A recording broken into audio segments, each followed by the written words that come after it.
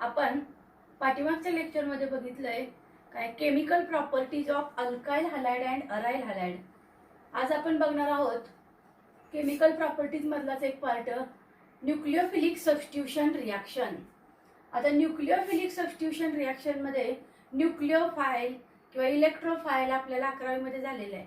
Nucleophile आपण कशाला म्हणतो? Electron rich species is called as nucleophile किंवा negatively charged species is called as nucleophile. मग फॉर एक्झाम्पल जर न्यूक्लियोफाइलचे एक्झाम्पल जर सांगायचे झालं तर काय, हायड्रॉक्साइड स्ट्रॉंग न्यूक्लियोफाइल आहे. सायनाइड असेल तुमचा, ब्रोमाइड, क्लोराइड, आयोडाइड हे कसे आहेत? Weak nucleophile. Nucleophile means what? The negatively charged species is called as nucleophile किंवा electron rich space is called as nucleophile. इलेक्ट्रोफाइलच्या बाबतीत जर बघितलं तर काय म्हटलं जातं? पॉझिटिव्हली चार्जड स्पेसिस किंवा electron deficient species called as electrophile. मग आज आपल्याला बघायचं आहे काय, न्यूक्लियोफिलिक सबस्टिट्यूशन रिॲक्शन. आता सबस्टिट्यूशन मीन्स व्हॉट?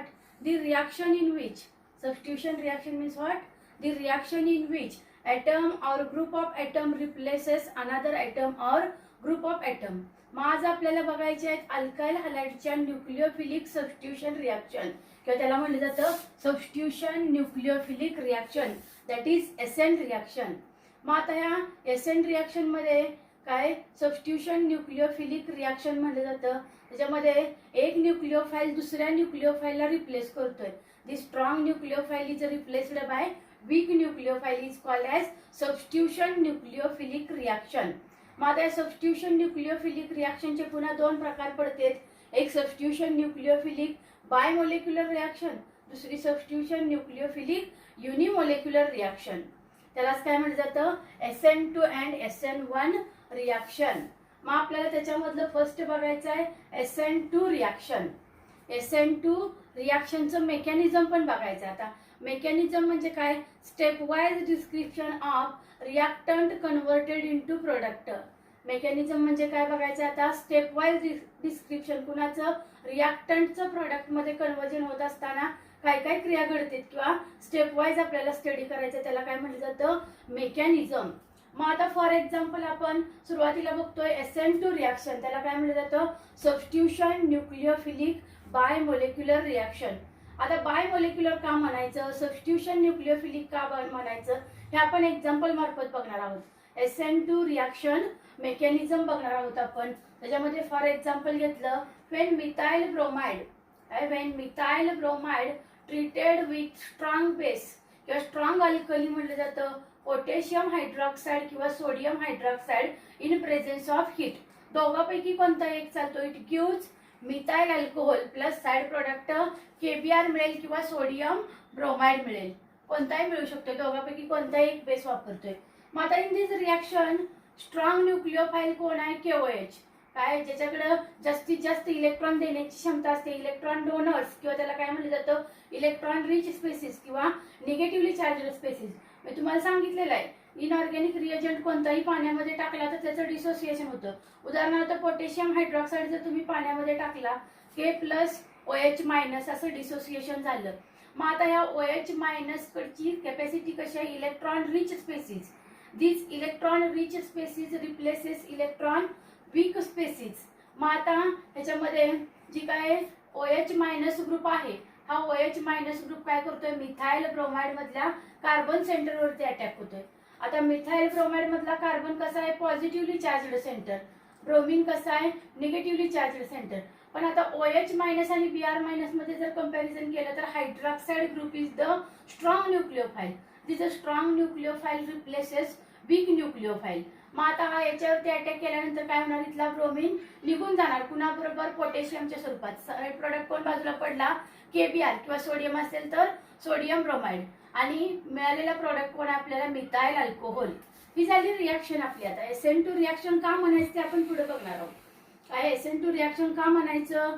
कायनेटिक्स जर बघितलं या रिॲक्शनचं तर काय सांगितलं जातं? Rate of reaction is directly proportional to the concentration of the both reactant. ह्या रिॲक्शनचं कायनेटिक्स जर बघितलं, तुम्हाला आता एक सेपरेट टॉपिक आहे कायनेटिक्स नावाचं. त्या कायनेटिक्स मध्ये काय आहे? The branch of chemistry which deals with study of rate of chemical reaction. रिॲक्शनच्या रेटशी रिलेटेड ज्या काही टर्म आहेत ते तुम्हाला केमिकल कायनेटिक्स मध्ये अभ्यासायचे. फॉर एक्झाम्पल ह्या रिॲक्शनचा आपल्याला वेग अभ्यासायचा आहे.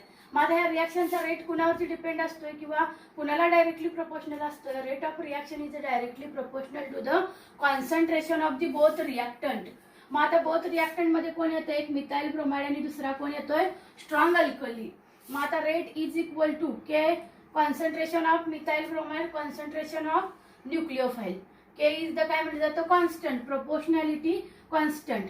मग आता या कायनेटिक्सचा जर विचार केला तर कायनेटिक्स काय सांगतंय, मोलेक्युलरिटी ऑफ द रिॲक्शन. मोलेक्युलरिटी म्हणजे काय, रिॲक्शनचा रेट हा काय दोन कंपाऊंडवरती किंवा दोन मोलेक्युलवरती डिपेंड असते म्हणून काय म्हटलं जातं, it is bimolecular reaction. काय substitution nucleophilic bimolecular reaction का म्हटलं जातं. एक पहिलं बघितलं आपण, strong nucleophile replaces weak nucleophile. OH minus ग्रुपनं काय केलं, Br मायनस ग्रुपला रिप्लेस केलं आणि जागा मिळवली. मिथाइल ब्रोमाइडचं कन्वर्जन मिथाइल अल्कोहोल मध्ये झालं. मग हे होत असताना काय, रिॲक्शनचा रेट हा दोन्ही रिॲक्टंटच्या कॉन्सन्ट्रेशन वरती डिपेंड आहे. दोन मोलेक्युल वरती डिपेंड आहे म्हणून काय असते, ही बाय मोलेक्युलर रिॲक्शन. मोलेक्युलरिटी काय आली रिॲक्शनची, bimolecular reaction. Kinetics explain करते, reaction is the bimolecular reaction. It is the second order reaction. काय, it is the second order reaction. मग आता पुढे याचं मेकॅनिझम बघायचं आहे. मेकॅनिझम मीन्स काय, stepwise description of reactant converted into product. काय, stepwise description.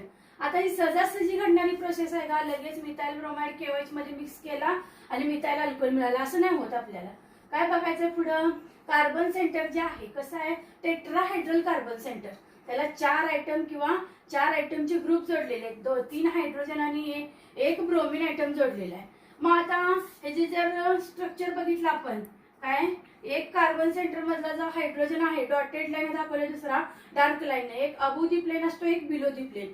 Tetrahedral carbon जर आपण पेपरवरती ड्रॉन केला तर आपल्याला ह्या पद्धतीने स्ट्रक्चर दिसू शकते. मग आता याच्यावरती OH मायनस अटॅक करतोय. काय, मिथाइल ब्रोमाइड हा रिॲक्टंट झाला, KOH काय झाला इथं, रिएजंट झाला. काय, रिएजंट. मग यातला OH मायनस आता K प्लस बाजूला राहणार आणि यातला OH मायनस काय करतोय, कार्बन सेंटरवरती अटॅक करतोय. पण ह्या कार्बन सेंटरवरती अटॅक करत असताना काय, तो OH मायनस ग्रुप जो आहे हा समोरासमोर अटॅक नाही करू शकत. काय, समोरासमोर ज्या बाजूला Br जोडलेला आहे, ब्रोमिन जोडलेला आहे, त्या बाजूने अटॅक करू शकत नाही. का तर तिथं रिपल्सिव्ह फोर्स डेव्हलप होत असते. काय, रिपल्सिव्ह फोर्स डेव्हलप होत असते. का तर ब्रोमिन हा न्यूक्लिओफाइलच आहे, OH मायनस हा न्यूक्लिओफाइल आहे. आता OH मायनस हा कसा आहे, स्ट्रॉंग न्यूक्लिओफाइल. ब्रोमिन कसा आहे, वीक न्यूक्लिओफाइल. याच्यासाठी आपण एक बेस्ट एक्झाम्पल सांगू शकतो, कोणतं, जिथं रिपल्सिव्ह फोर्स डेव्हलप होत असते तिथं काय म्हणतो आपण, Newton's third law of motion. काय, every action has equal and opposite reaction. प्रत्येक क्रियेवरती प्रतिक्रिया असते. जरी हा स्ट्रॉंग असला, हा पुअर असला, तरी हा याच्यावरती अटॅक करायला गेल्यानंतर काहीतरी प्रतिक्रिया देतोय.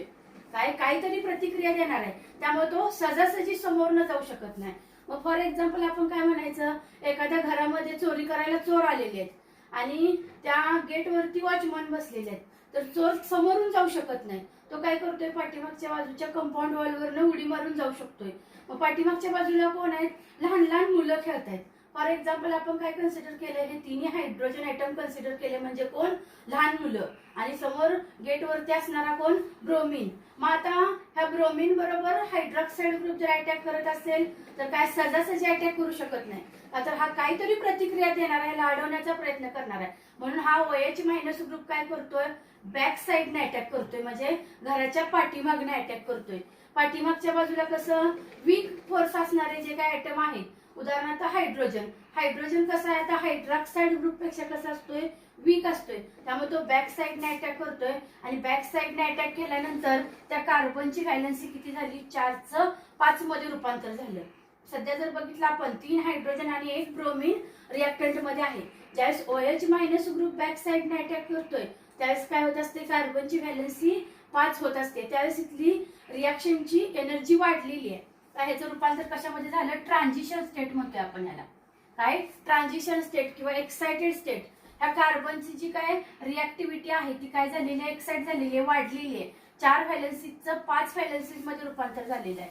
मग आता कार्बन वरती एक चार्ज शिल्लक आहे, कार्बन वरती काय, कार्बन पॉझिटिव्हली चार्जड सेंटर आहे आणि ब्रोमिन कसं आहे, निगेटिव्हली चार्जड. OH मायनस सुद्धा कसं आहे, निगेटिव्हली चार्जड सेंटर. मग आता back side attack take place toward the काय म्हटलं जातं, रिॲक्टंट. ह्या रिॲक्टंट वरनं काय झाला, बॅक साइड अटॅक, समोरासमोर अटॅक झाला तर रिपल्सिव्ह फोर्स डेव्हलप होत असते. OH मायनस आणि Br मायनस यांच्यामध्ये रिपल्सिव्ह फोर्स डेव्हलप होत असते, त्यामुळे तो हा OH मायनस ग्रुप काय करतोय, बॅक साइड अटॅक. मग बॅक साइड अटॅक केल्यानंतर इथं काय झाली, कार्बनची व्हॅलेन्सी 5 झाली, ट्रान्झिशन स्टेट तयार झाली. पण या 5 व्हॅलेन्सी मधला एक इलेक्ट्रॉन हायड्रोजनला दिला, दुसऱ्या हायड्रोजनला, तिसऱ्या हायड्रोजनला.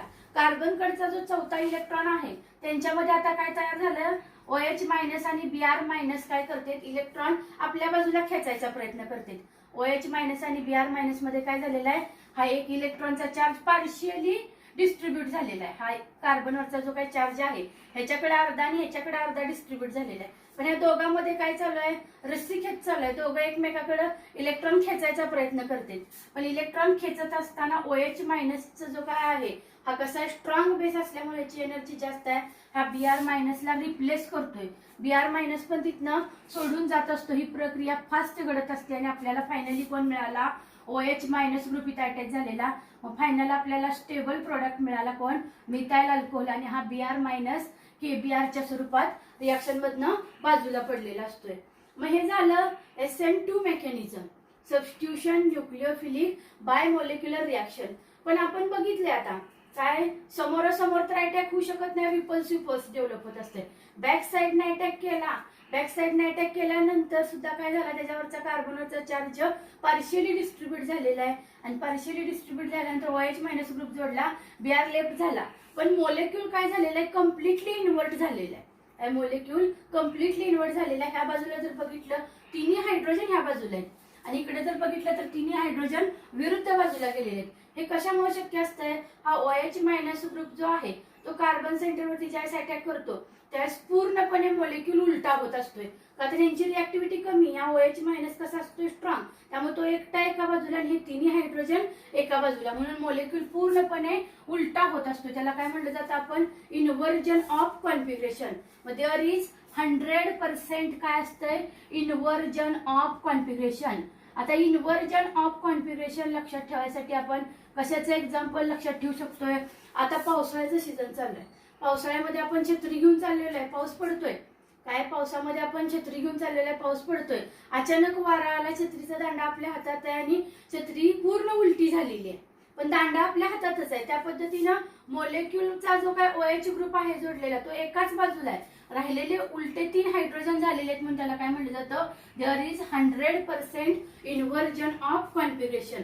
म्हणून ही जी काय SN2 रिॲक्शन आहे, SN2 reaction is the bimolecular reaction. It has one step mechanism.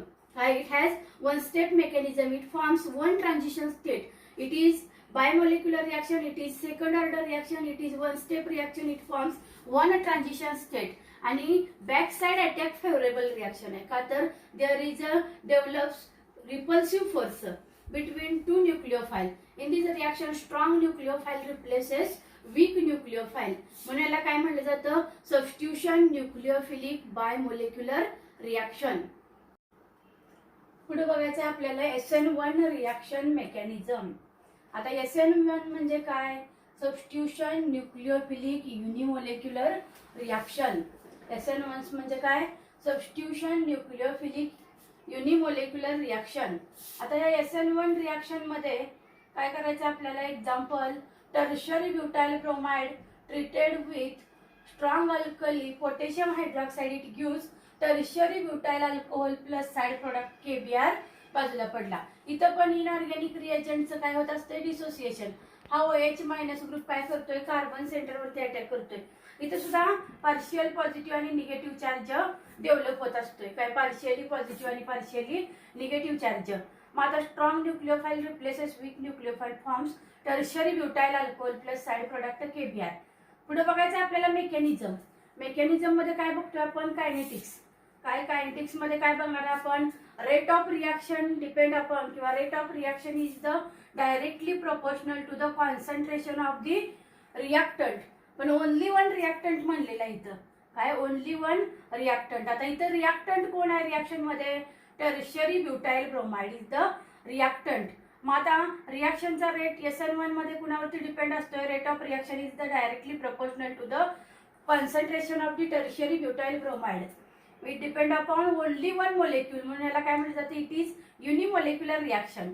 आता रेट इज इक्वल टू काय म्हणलंय? Rate is equal to K into concentration of the tertiary butyl bromide. K is the काय? Proportionality constant. म्हणून it is unimolecular reaction किंवा it is also called as first order reaction. मग पुढे mechanism बघायचं आपल्याला. Mechanism मध्ये काय बघतोय आपण? Formation of carbocation. आता it has a 2 step mechanism. हे जे काही मेकॅनिझम आहे, मेकॅनिझम म्हणजे आपण बघितलंय पाठीमागं काय? Step wise description of reactant converted into product. मग आता स्टेप वाईज डिस्क्रिप्शन मध्ये 2 स्टेप मेकॅनिझम मधली पहिली स्टेप आहे फॉर्मेशन ऑफ कार्बोकॅटायन. आता फॉर्मेशन ऑफ कार्बोकॅटायन मध्ये टर्शियरी ब्युटाइल ब्रोमाइड जर कन्सिडर केला तुम्ही, तर ह्या टर्शियरी ब्युटाइल ब्रोमाइडचं हेट्रोलायसिस होत असतंय. तुम्ही बघितलेलं आहे गेल्या वर्षी, होमोलायसिस आणि हेट्रोलायसिस, क्लिवेज ऑफ कोव्हॅलंट बॉन्ड. मग आता काय? कोव्हॅलंट बॉन्ड जर दोन समान भागामध्ये विभागला त्याला काय म्हटलं जातं? होमोलायसिस. उदाहरणार्थ क्लोरीन मोलेक्युल मधला कोव्हॅलंट बॉन्ड, ह्याच्यामधला जर बॉन्ड ब्रेक झाला, क्लिवेज म्हणजे काय? बॉन्ड ब्रेकिंगची प्रक्रिया आहे. Cl-Cl हा Cl-Cl मधला जर बॉन्ड ब्रेक झाला, इथं काय होत असते? होमोलायसिस. काय? Symmetrical cleavage of covalent bond, त्याला म्हटलं जातं होमोलायसिस. आता इथला जो कोव्हॅलंट बॉन्ड आहे, अनसिमेट्रिकल ब्रेकिंग ऑफ किंवा unsymmetrical cleavage of covalent bond. ज्यावेळेस इथं कोव्हॅलंट बॉन्ड ब्रेक होत असतोय त्यावेळेस कार्बन सेंटर काय करतंय? आपला एक इलेक्ट्रॉन ब्रोमिनला देते. ब्रोमिन सुद्धा कार्बनचा इलेक्ट्रॉन काढून घेतोय आणि Br- स्वरूपात बाजूला पडला. ब्रोमिनचा स्वतःचा एक इलेक्ट्रॉन आणि कार्बनचा एक इलेक्ट्रॉन, एक इलेक्ट्रॉनची पेअर त्याचं डॅश मध्ये रूपांतर केलेलं आहे आपण.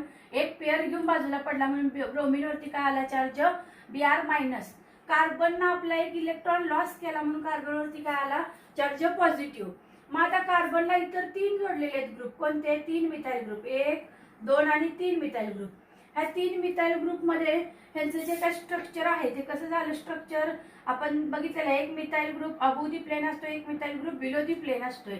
मग आता ही प्रोसेस जी घडते ती स्लोली घडते. ब्रोमिन कार्बनचा इलेक्ट्रॉन घेऊन गेल्यामुळे इथं काय आला? Positive charge. काय तयार झाला? कार्बोकॅटायन. आपण बघितलेलं आहे positively charged species called as काय म्हटलं जातं? कॅटायन. मग आता कार्बनवरचा positive charge, the carbon atom which carries the positive charge is called as carbocation. मग आता कार्बनचं सेंटर कसं झालं? इथं इलेक्ट्रॉन डेफिशियंट. काय? कार्बनवरती पॉझिटिव्ह चार्ज आला, कार्बन सेंटर कसं झालं? Electron deficient. ही झाली first step, formation of carbocation. पण कार्बोकॅटायन कसं तयार होतोय? By the heterolysis, unsymmetrical cleavage किंवा unsymmetrical breaking of covalent bond. Unsymmetrical breaking होत असताना कार्बन ब्रोमिन मधला बॉन्ड तुटला आणि ब्रोमिन कार्बनचा इलेक्ट्रॉन घेऊन गेला म्हणून कार्बनवरती पॉझिटिव्ह चार्ज आला आणि कार्बोकॅटायन तयार झाला. त्याला म्हटलं जातं फॉर्मेशन ऑफ कार्बोकॅटायन. सेकंड बघायची आपल्याला यातली step, formation of the product. मग आता रिॲक्शन मधला पार्ट कोणता राहिला? ज्यावेळेस रिएजंट रिॲक्टंट वरती अटॅक करतोय. मग आता रिएजंट ज्यावेळेस रिॲक्टंट वरती अटॅक करतोय त्यावेळेस कार्बन सेंटर कसं आहे? पॉझिटिव्ह सेंटर आहे. मग आता पॉझिटिव्ह सेंटर आहे, त्या कार्बन सेंटरला 3 सारखे ग्रुप जोडलेले आहेत. तिन्ही ग्रुप मिथाइल आहेत. काय? तिन्ही ग्रुप मिथाइल ग्रुप आहेत. मग मी मगाच्या प्रमाणे एक्झाम्पल सांगितलेलं, एखाद्या घरामध्ये चोराला चोरी करायची आहे आणि चोरी करायला जात असताना आपण SN2 मध्ये बघितलं समोर गार्ड उभा आहे त्यामुळे चोर सहजासहजी घरात जाऊ शकत नाही, म्हणून तिथं रिपल्सिव्ह फोर्स डेव्हलप होते. म्हणून चोर पाठीमागच्या घरानं काय करतोय? पाठीमागच्या बाजूनं घरावरती अटॅक करतोय. तसं आता इथं जर चोराला चोरी करायची असेल, तिन्ही सारखे ग्रुप आहेत, त्याला कुठं गार्ड दिसतच नाहीये. तिन्ही सारखे ग्रुप आहेत, तिन्ही ग्रुप कसे आहेत? वीक आहेत. तिन्ही मिथाइल ग्रुप कसे आहेत? वीक. मग एक तर OH- पुढनं पण येऊ शकतोय आणि मागणं पण येऊ शकतोय. फ्रंट साइड अटॅक पण करू शकतोय आणि बॅक साइड अटॅक पण करू शकतोय. समोरासमोर अटॅक झाला तर हे मिथाइल ग्रुप तिन्ही एका बाजूला येतील आणि समोरच्या बाजूला OH ग्रुप येईल. बॅक साइडने जर अटॅक केला तरी सेम कंडिशन आहे, कुणीही नाही तिकडे पण बॅक साइडने अटॅक झाला तर OH ग्रुप बॅक साइडला आणि तिन्ही मिथाइल ग्रुप पुढच्या बाजूला येतील. मग दोन्ही पॉसिबिलिटी नाकारता येत नाहीत का? तर 3 सारखे ग्रुप कार्बन सेंटर वरती राहिलेले आहेत. कार्बनचं सेंटर कसं राहिलेलं आहे? Positively charged centre. दोन्ही बाजूचा अटॅक फेवरेबल आहे. फ्रंट साइड अटॅक किंवा back side attack favourable condition आहे इथं. त्यामुळे दोन्ही बाजूने अटॅक केला तर दोन्ही पॉसिबिलिटी 50-50% नाकारता येत नाही. दोन्हीही 50-50% असू शकतोय. फ्रंट साइड अटॅक असेल किंवा बॅक साइड अटॅक असेल. मग आपल्याला कोण मिळतोय? Methyl alcohol. काय? Methyl alcohol. ही झाली फॉर्मेशन ऑफ प्रोडक्टची स्टेज. आणि साइड प्रोडक्ट कोण बाजूला पडणार आहे? तुमचा केबीआर. आता या दोन्ही पॉसिबिलिटी कशा आहेत? 50-50%. मग आता इथं कॉन्फिगरेशन काय असणार आहे यांचं? 50% retention of configuration and 50% inversion of configuration. काय मी सांगितलं मगाशी? तुम्ही कॉन्फिगरेशन SN2 रिॲक्शनचं कसं ठरवलं? फॉर एक्झाम्पल काय सांगितलं? पावसामध्ये तुम्ही छत्री घेऊन चाललाय आणि अचानक वारा आला, छत्रीचा दांडा आपल्या हातामध्येच आहे, छत्री उलटी झालेली आहे. पण दांडा आपल्या हातातच आहे, छत्री मात्र उलटी झालेली आहे. तिथं आपण कॉन्फिगरेशन काय सांगतो? Inversion of configuration. सगळेचे सगळे मोलेक्युलर जोडलेले आयटम एका बाजूला काय झालेले आहेत? विरुद्ध दिशेला गेलेले आहेत, म्हणून तिथे इन्व्हर्जन म्हणतो. पण इथं 50% रिटेन्शन अँड 50% इन्व्हर्जन. इथं जर बघितलं फ्रंट साइड अटॅकला बाकी सगळे ग्रुप ॲज इट इज राहिलेले, येणारा न्यूक्लिओफाईल फक्त समोर फ्रंट साइड अटॅक आहे. तिथं काय असतंय? Retention of configuration. आणि ज्यावेळेस बॅक साइडने अटॅक केला जातो त्यावेळेस काय असतं? तिथं 50% इन्व्हर्जन ऑफ कॉन्फिगरेशन. हे तिन्ही मिथाइल ग्रुप कसे आलेले आहेत? विरुद्ध बाजूला आले. तिथं काय असतंय? 50% retention of configuration and 50% inversion of configuration. आता ही झाली SN1 रिॲक्शन. SN1 का म्हणायचं याला? Substitution nucleophilic unimolecular reaction. आता because of rate of reaction is directly proportional to the concentration of only one reactant किंवा ओनली वन मोलेक्यूल. मोलेक्युलॅरिटी काय सांगते या रिॲक्शनची? रिॲक्शनचा रेट हा एकाच रिॲक्टंटच्या कॉन्सन्ट्रेशनवरती डिपेंड आहे, म्हणून काय असते? ही युनिमोलेक्युलर रिॲक्शन. कशी असते? Unimolecular reaction. आणि ऑर्डर ऑफ रिॲक्शन काय असते? It is first order reaction. काय? It is first order reaction. It has a 2 transition state. Energy profile diagram प्रमाणे जर बघितलं तर याला 2 ट्रान्झिशन स्टेट असतात. एक कार्बो कॅटायन तयार झाल्यानंतर काय असते? याची एनर्जी लेवल वाढत असते. काय? एनर्जी प्रोफाइल डायग्राम जर बघितलं तर एनर्जी प्रोफाइल डायग्राम मध्ये ट्रान्झिशन स्टेट किंवा एक्साइटेड स्टेट म्हणजे काय? आता ह्या कार्बो कॅटायनची एनर्जी वाढलेली आहे, हा पुन्हा तरी निगेटिव्ह ग्रुपच्या शोधात आहे, त्यामुळे इथे एनर्जी वाढलेली आहे. आणि पुन्हा ह्याला OH मायनस ग्रुप अटॅक झाल्यानंतर पुन्हा अजून एकदा एनर्जी लेवल वाढत असते, म्हणून ट्रान्झिशन स्टेट फर्स्ट आणि ट्रान्झिशन स्टेट सेकंड अशी 2 पीक मिळत असतात आपल्याला. म्हणून ह्याला काय म्हटलं जातं? It has 2 step reaction mechanism. त्याचे जे काही मेकॅनिझम आहे ते 2 स्टेपमध्ये आपण सांगू शकतो. एक फॉर्मेशन ऑफ कार्बोकॅटायन आणि दुसरा फॉर्मेशन ऑफ प्रोडक्ट. ही झाली substitution nucleophilic unimolecular reaction, that is SN1 reaction. मग आता याच्यावरती तुम्हाला बरेच क्वेश्चन विचारले जाऊ शकतात. काय? Explain the SN2 reaction mechanism with suitable example. 3 मार्काचा प्रश्न विचारला जातो. किंवा explain the nucleophilic substitution unimolecular reaction, that is SN1 reaction with suitable example. किंवा distinguish between SN1 and SN2 reaction. मग तुम्ही काढू शकता या पॉईंटवरने SN1 आणि SN2 मधला फरक. फॉर एक्झाम्पल जर मी सांगितलं SN1 म्हणजे काय? Substitution nucleophilic unimolecular reaction, substitution nucleophilic bimolecular reaction, दोघांमधला फरक आहे. मग आता it is unimolecular reaction, it is bimolecular reaction, it is first order reaction, it is second order reaction, it has a 2 transition state, it has 1 transition state. त्याच्यानंतर rate of reaction is directly proportional to the concentration of only one reactant. इकडे काय सांगणार?